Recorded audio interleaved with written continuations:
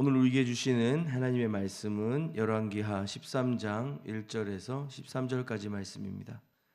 열왕기하 13장 1절에서 13절까지 말씀 한 절씩 교독하겠습니다.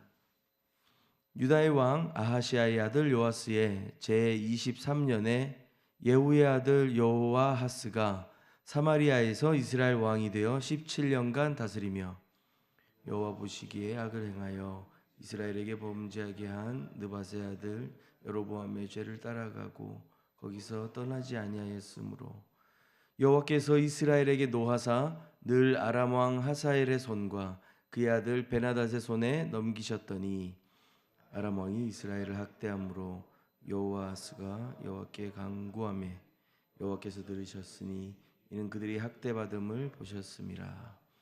여호와께서 이에 구원자를 이스라엘에게 주시매 이스라엘 자손이 아람 사람의 손에서 벗어나 전과 같이 자기 장막에 거하였으나 그들이 이스라엘에게 범죄하게 한 여로보암 집의 죄에서 떠나지 아니하고 그 안에서 따라 행하며 또 사마리아의 아세라 목상을 그냥 두었더라.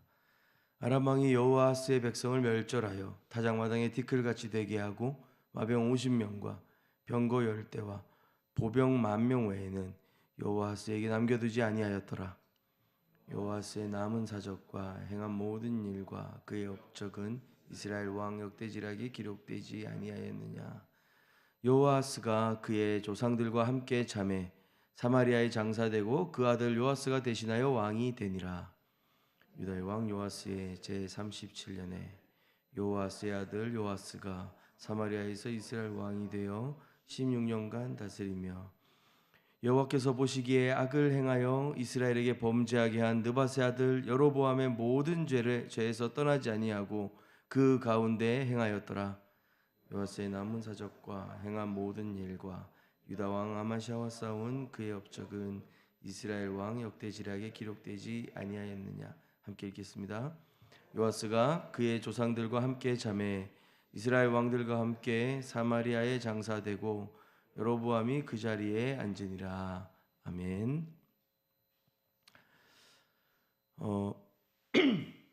유다 왕 아하시아의 아들 어제 우리가 살펴본 이 요아스의 제23년에 그가 한 30세쯤 되던 그때에 북이스라엘 예후의 자손 여호와하스가 사마리아에서 이스라엘 왕이 됩니다.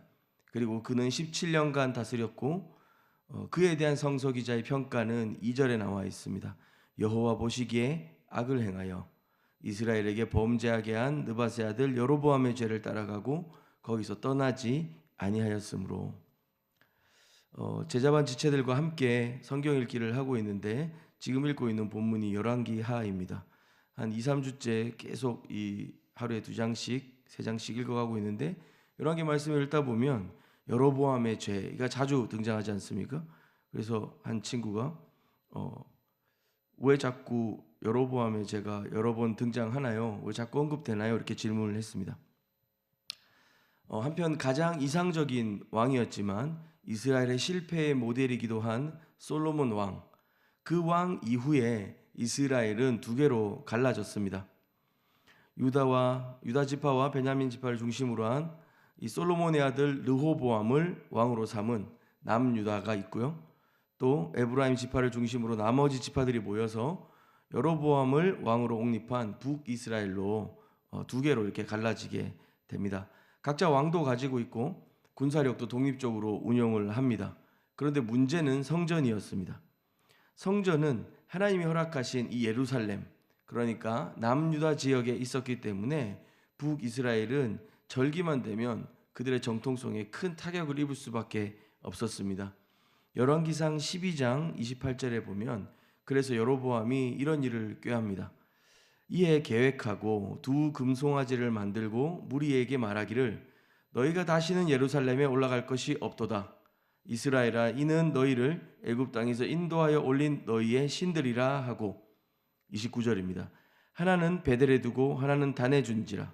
30절 이 일이 죄가 되었으니 이는 백성들이 단까지 가서 그 하나에게 경배함이더라. 정리하면 이 여로보암의 죄라고 하는 것은 여호와 하나님을 자신의 권력을 위해 이용한 것입니다.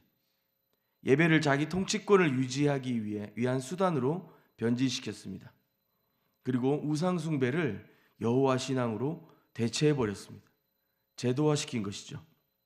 오늘 읽은 1, 2절 말씀에 유다 왕 요아스 제12년에 북이스라엘 여호아스가 왕이 됩니다. 그리고 17년간 다스립니다. 그런데 그 여호아스는 여호와 눈앞에서 악을 행하였던 여로보암의 죄, 우상 숭배를 체계적으로 하고 있습니다. 그게 가끔 힘들 때 혹은 지칠 때 우상에게 조금 홀리는 정도가 아니라 열심히 따라갔고 거기에 완전히 자리 잡고 눌러 앉았더라라고 말하고 있는 것입니다. 우상 숭배의 죄가 이렇게 쉽게 만연해지는 것, 이것은 아마 인간의 어떤 욕망, 성공의 욕구에 잘 부합하기 때문이 아닐까 싶습니다. 이와 반대로 여호와 하나님을 섬기고 따르는 것은 그 말씀 앞에 우리의 욕망과 우리 자신을 내려놓고 그리고 하나님을 따르며 그분이 명령하신 사랑과 이웃을 돌보고 공의와 정의를 행하는 것. 또 지도자들, 왕들 입장에서는 이 하나님이라고 하는 절대 왕이 계시기 때문에 자신의 욕망들을 가득 채우거나 왕으로서 자기를 즐기는 삶이란 것은 허락되지 않았을 거라고 생각합니다. 그러니 그들에게 우상 숭배는 더욱 매력적이었겠죠. 이에 여호와 하나님께서 진노하십니다. 평소에 막대기처럼 사용하시던 아람을 들어 사용하십니다. 아람 왕의 손에 이스라엘을 넘기시는 것이죠. 이 말은 전쟁 한 번에 그냥 이스라엘이 졌다, 공격을 몇 번 당했다 이런 정도가 아니라 아람 왕이 마음만 먹으면 언제든지 이스라엘을 손에 쥐락펴락할 수 있었다는 것입니다. 이스라엘 입장에서는 아람하고 붙어서는 절대 이길 수가 없었고 항상 당하는 입장이었던 것이죠. 전쟁이 일어나지 않아도 아람의 위협과 압박 속에 이스라엘 왕은 숨을 쉴 수 없었던 것 같습니다. 4절입니다. 아람 왕이 이스라엘을 학대함으로 여호아스가 여호와께 간구하매 여호와께서 들으셨으니 이는 그들이 학대받음을 보셨습니다. 감히 이 여호아스가 여호와께 간구합니다. 그리고 하나님은 그걸 또 응답하시죠. 출애굽기 1장이나 사사기에 자주 등장하는 패턴입니다. 이에 하나님은 그들의 부르짖음과 그들의 학대받음을 보시고 구원자를 주셔서 이스라엘 자손들이 그 아람의 공격에서 벗어나 다시 일상으로 돌아올 수 있도록 하십니다. 그럼에도 불구하고 6절입니다. 그럼에도 불구하고 그들이 이스라엘에게 범죄하게 한 여로보암 집의 죄에서 떠나지 아니하고 그 안에서 따라 행하며 또 사마리아의 아세라 목상을 그냥 두었더라. 이 하나님의 구원하심에도 불구하고 이스라엘은 여로보암의 죄에 그냥 눌러앉아 있습니다. 원래 거기가 자기들 자리였던 것처럼 말입니다. 그 안에서 따라 행합니다. 무엇에 떠나지 아니하고 그 안에서 따라 행하며, 여기에 목적어를 이 여로보암의 죄를 빼고 주의 말씀, 율법, 하나님을 넣으면 딱 맞는 문장입니다. 주의 말씀에 떠나지 아니하고 그 안에서 따라 행하며. 그러나 그들은 여로보암의 죄를 그렇게 다루었습니다. 성서 기자는 의도적으로 폭로하는 것이죠. 우리 주님께서 말씀 가운데 주신, 우리가 이 구원받은 백성으로 생명 가운데 살아가게 하시는 이 삶과 대비하여 이 죄를 사모하고 죄를 따라가는 삶, 이것을 여로보암의 죄로 보여주고 있는 것입니다. 또 사마리아의 아세라 목상을 그냥 두었더라. 여러분, 통풍 걸려보셨습니까? 저는 걸려본 적은 없는데, 뿐만 아니라 이 현대인의 어떤 기름진 식습관이나 불규칙한 생활들에서 오는 병들이 많습니다. 그래서 우리는 낫기만 하면 다시는 안 그래야지라고 생각하지만 쉽게 그 삶의 습관들이 바뀌지 않기 때문에 또 그 질병에 노출될 때가 많이 있죠. 영적인 측면도 그렇습니다. 하나님 앞에 나와서 예배도 드립니다. 은혜도 받습니다. 삶의 결단도 합니다. 눈물도 흘립니다. 그러나 우리는 늘 우리 삶 가운데 아세라 목상을 하나 남겨둡니다. 내 안에 쓰레기 처리장으로 하나님의 은혜를 탕진하곤 합니다. 그리고 또 우리는 그럼에도 불구하고, 그 은혜에도 불구하고 또 여로보암의 죄로 돌아갑니다. 전혀 그 바뀌지 않은 식습관처럼, 불규칙한 생활처럼 그렇게 다시 여로보암의 죄를 따라 그 안에서 행하며 살아가게 되는 것이죠. 이에 7절은 이렇게 말합니다. 아람 왕이 하나님께서 다시 아람 왕에게 이스라엘을 넘겨주십니다. 아람 왕이 여호와스의 백성을 멸절하여 타작마당에 티끌같이 되게 하고 마병 50명과 병거 10대와 보병 10,000명 외에는 여호와스에게 남겨두지 아니하였더라. 하나님의 구원을 경험하고 이전에 여로보암의 죄의 길에서 돌이켜 하나님을 섬기며 그분을 따르는 삶으로, 그분이 원하시는 삶으로 걸어가야 하지만 그들은 잠시 경험한 그 구원을 금세 잊어버리고 다시 이전 삶으로 돌아갑니다. 하나님의 백성이 된다는 것, 오직 하나님을 섬기고 그분이 정하신 삶의 방식들 속에 그 은혜를 누리며 나누며 살아가는 것인데, 이들은 어쩌면 그 마음을 돌이킨 것이 아니라 그저 겉으로의 모습으로 당장에 필요한, 당장에 급급한 문제가 해결되니 다시 자신의 욕망의 노예가 되어버리는 것입니다. 그에 대하여 하나님은 아람 왕을 보내시고 타작마당에 티끌같이 되게 하십니다. 그냥 먼지만 날리게 하시는 것이죠. 남은 것이 없다는 것입니다. 우상은, 또 우상 숭배의 결과는 항상 이렇습니다. 우리를 먹이고 우리를 이기게 하고 우리가 원하는 것을 줄 것 같이 보이지만 남는 것이 없습니다. 먼지만 날리게 됩니다. 알곡 하나 없이 먼지만 날리는 타작마당이 되었습니다.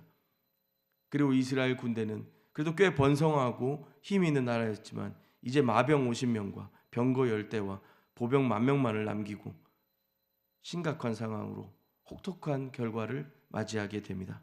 그리고 여호아스는 역사 뒤로 사라집니다. 10절입니다. 유다 왕 요아스의 제37년에 여호아스의 아들 요아스가 사마리아에서 이스라엘 왕이 되어 16년간 다스리며 여호와께서 보시기에 악을 행하여 이스라엘에게 범죄하게 한 느밧의 아들 여로보암의 모든 죄에서 떠나지 아니하고 그 가운데 행하였더라. 여호아스는 그냥 그 왕들의 역대지략 속에서 살펴보세요 하면서 넘겨버리고 이제 그 아들 요아스가 왕으로 등극합니다. 동명이인이죠. 유다 왕 요아스와 북이스라엘 왕 요아스는 다른 인물입니다.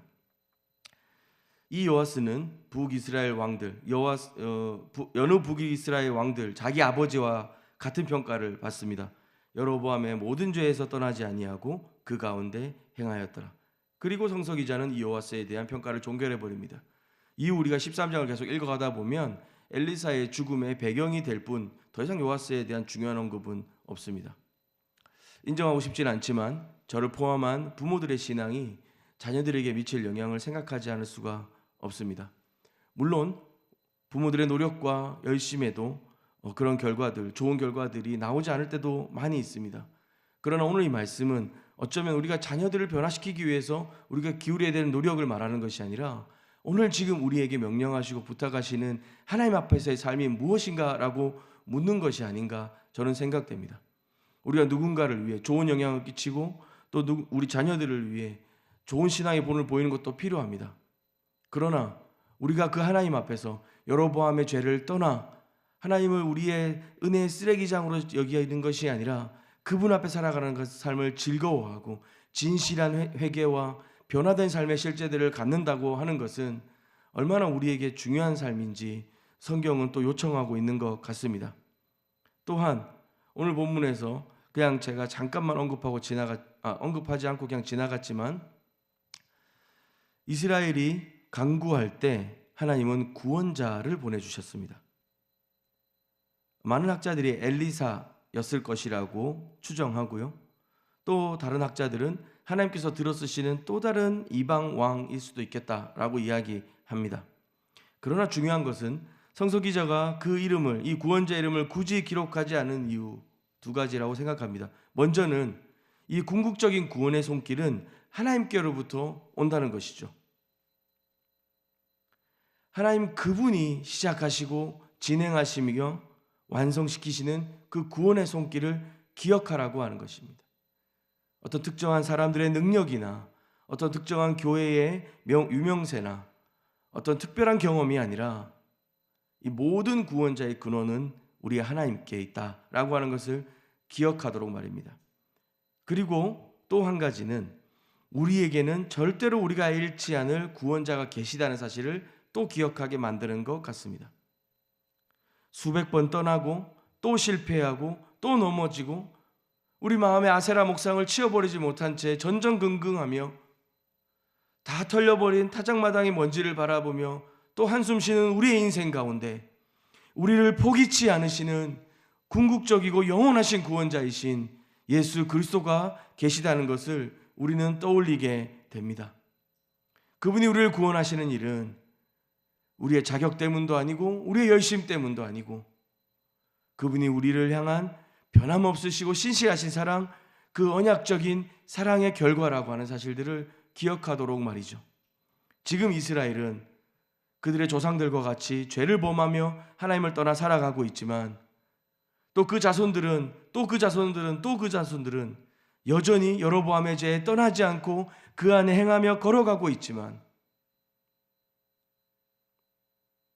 우리의 진정한 왕 되신 여호와 하나님께서 예수 그리스도를 통하여 우리를 궁극적으로 완전히 구원하시는 그날을 꿈꾸게 하는 것입니다.